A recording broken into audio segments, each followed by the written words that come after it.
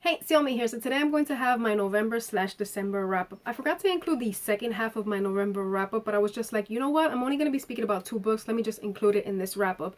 I'm also going to be including 2 books that I already spoke about in my disappointing and also in my favorite reads. So I'm just going to speak about them really quickly. So without further ado, let's get into this video.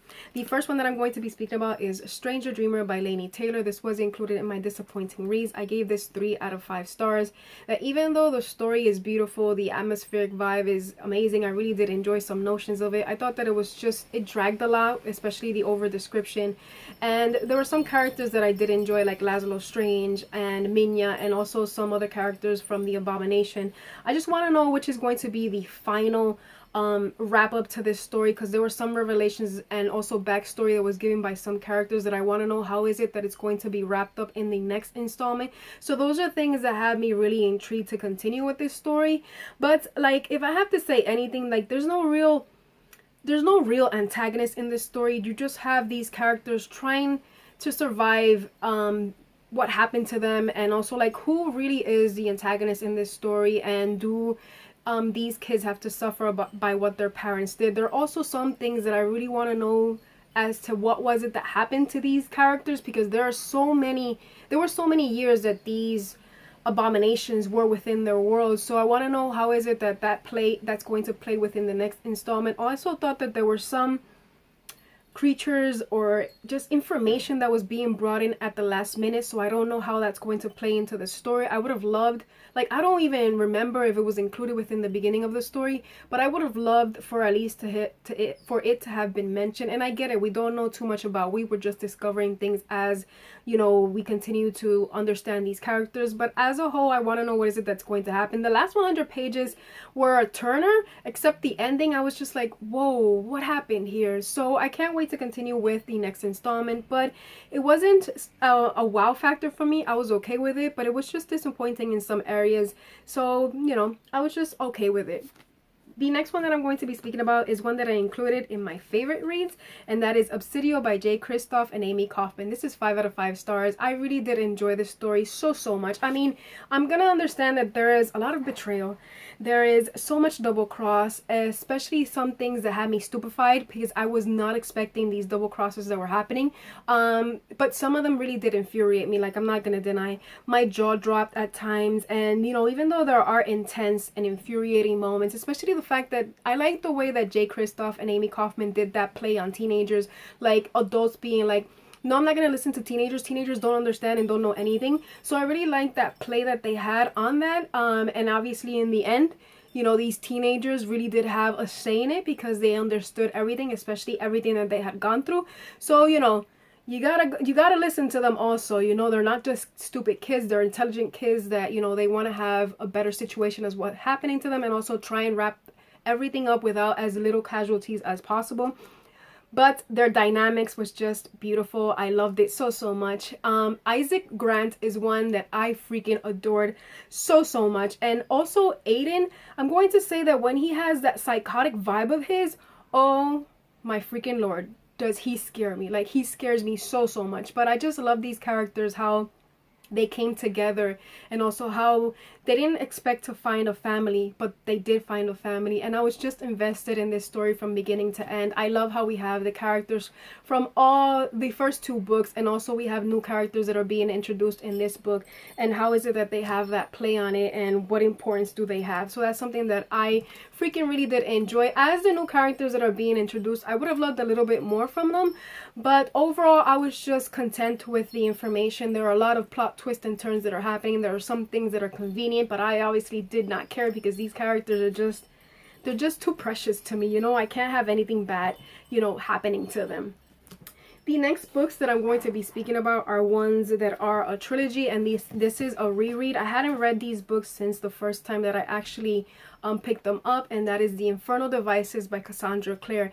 These books as a whole just gave me so many feels, so many emotions. These books are heart-wrenching. Even the first one, I really, really did adore the first one, especially Jem. Jem is such a precious character. He is just a Cinnabon, and you can't help but connect with things that are happening to him.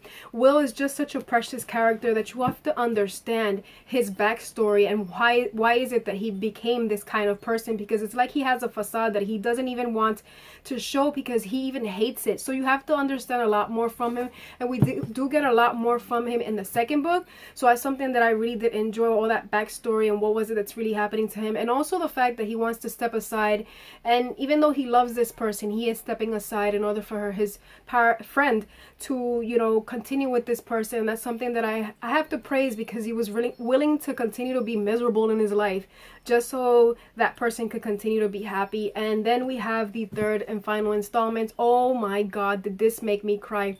I was crying constantly throughout the third book, and I just had to stop at moments because it was just so hard, and I couldn't even see the letters because I was just tearing up so much. And especially that epilogue, those final moments, I do want to read some about them. That I know that's going to be another installment, but I can't wait to like read about them and discover, you know, that love that they shared, and you know, just to read about them, because this is just such a precious story. All of them were just precious. There are beautiful quotes that I loved throughout the story. It was just such a bittersweet ending that I freaking adored everything about it. If I can nitpick, the one thing that I would nitpick would definitely have to be the fact that the villainous character did die off in the same kind of some ways the same as the villainous character in the Mortal Instruments. Like, not the exact same situations, but the gist of it is there. But there is betrayal.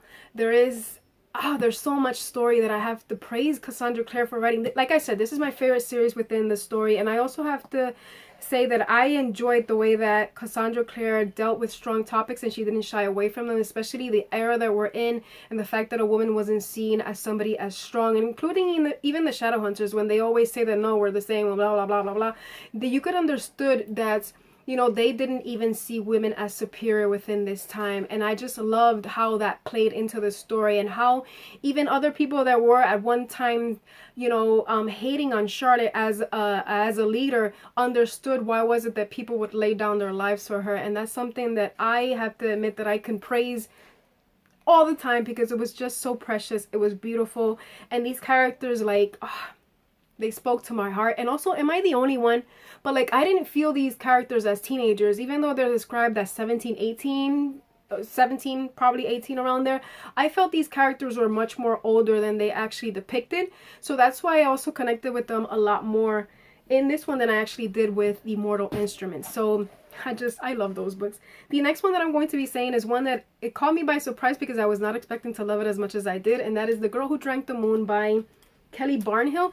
I heard this through audio format, and I think that's the best way to go at it, because it was just so precious. And here we have a story in which we have these people who sacrifice their firstborn to a witch. They leave this baby in the forest, and not even the witch understands why is it that they leave this baby here. And as you go through the story and you understand these revelations, I thought that they were really interesting. Even though some plot twist I understood, like I got them like really quickly, and I was just like, I know what this is. This is going to be this, this, and this. And even though at the end those revelations were given, I was okay with it. It wasn't something that took away from my enjoyment of the story. But I really did love the tiny dragon, our main character, even though she's a little bit reckless because she's understanding her magic, and she really wasn't supposed to have magic. So we have this witch, her name is Zan. We have a swamp monster, and that tiny dragon, which I thought, like I said, he was precious, he was hilarious. And also the factor of having a family, I thought it was really beautiful. But also discovering your family, because this story is about grief, it's about loss, and how is it that you discover that newfound family. And also, like I was saying, like, this witch doesn't even understand why is it that these people sacrifice their baby. So she takes this baby every year, and she just, you know, feeds them star magic, and she gives them to the neighboring village for them to take care and adopt and whatnot. But one day, the witch is distracted. Instead of feeding her star magic, she feeds her moon magic. And it isn't a spoiler, it's part of the synopsis. So we have this girl who is fed moon magic, so she has power. So it's beautiful, that take on it, to have her, you know, grow with magic, and also the fact that she's a bit reckless. She has to understand that magic. But I really did enjoy what was it that they did, and the overall story was just beautiful. There were some things that I wish that would have been explained a lot more on, but I get it because it is middle grade. So it was a really cute read, and you know, I really did enjoy that when I was not expecting to love it. I think I gave it 4 out of 5 stars if I'm not mistaken. And the final book that I'm going to be speaking about was one that I finished the last day of December, and I'm really annoyed by the fact that I couldn't include it in one of my disappointing reads, just because I had filmed that earlier on in the day, and I was just really disappointed. And that is The Raven King by Maggie Stiefvater. I'm still like, what did I read? This, for me, per se, I gave this book 2 out of 5 stars. For me, this is one of the weakest books in the series, and this is the final book in this series. I just thought that there were so many things that were unresolved. There were so many things that were unsatisfying, especially that ending. Like, you have an ending that's 2 pages, and I was just like, as I was reading, I was like, wait, there are only a few pages left.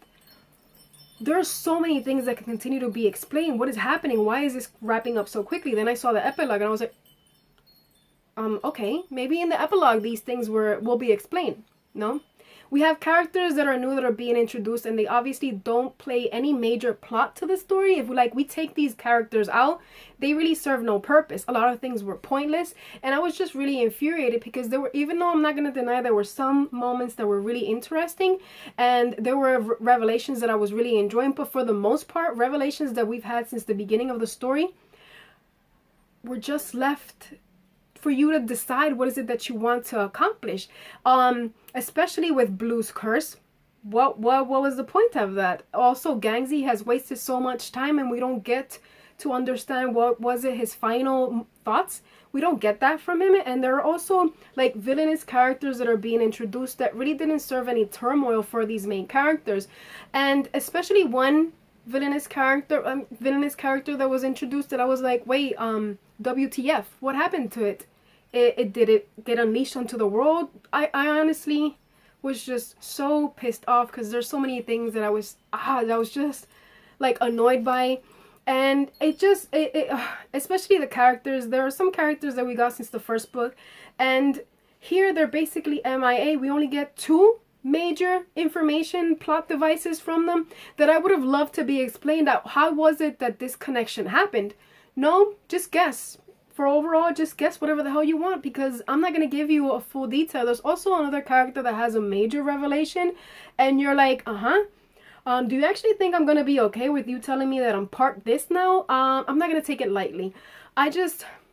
If I have to say anything that was beautiful, which is the reason that I gave 2 stars, one of them is completely for Adam. I just freaking loved his arc. How was it that he developed as a character, and how was it that his story was explained, especially in the epilogue? What he wanted to achieve from what had happened to him was just precious.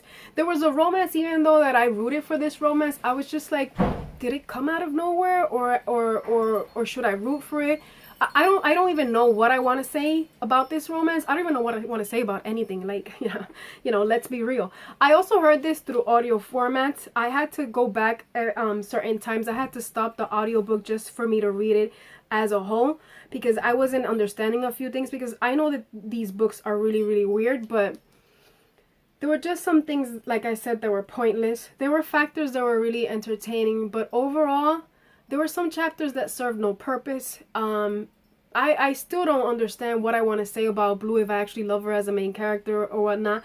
But I felt that this was just confusing at times, because there were some things that were being woven into the story that I was just like, I am so confused right now. But I'm just mad because I dedicated 4 books and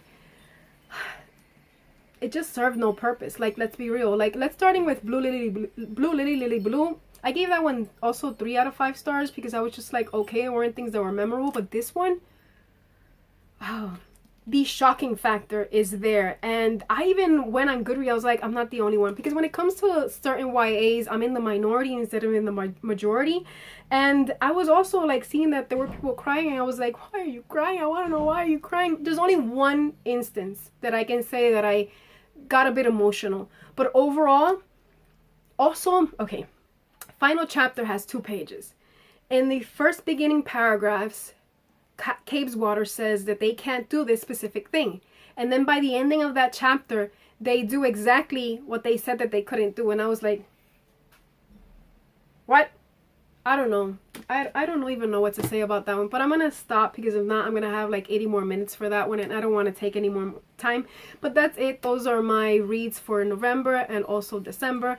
I want to thank you for watching. If you want to subscribe, then hit that subscribe button. And I will see you in my next video. Peace.